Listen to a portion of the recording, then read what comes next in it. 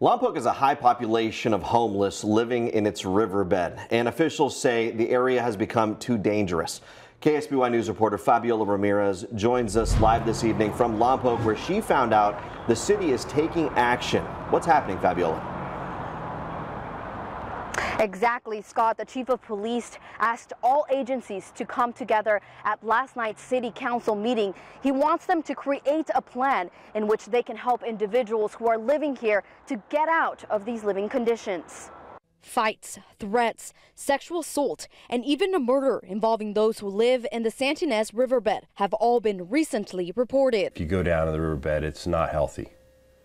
It's really not healthy. There's a lot of trash, a lot of open sewerage, and obviously in November the murder is kind of a red flag that tells you that there's some lawlessness going on in the riverbed. Chief of Police Pat Walsh says it's gotten worse in the last year and crime is on the rise. About 100 people are living in the riverbed, including families with young children. No child should ever have to live homeless, and no mother should ever have to put their child to sleep in a homeless situation.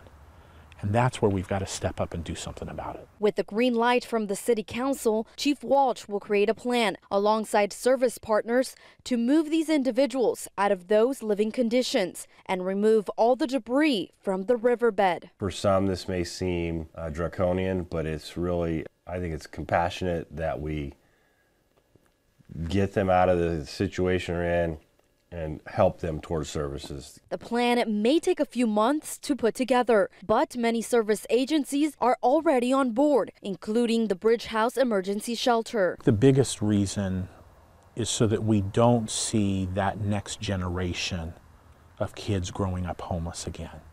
At one period of time, we had 3 generations of a family, a grandma, mother, and a child living on the streets. There's a lot of service-resistant people in the riverbed, but there are a lot of people that if they were just nudged a little bit would seek services and get help.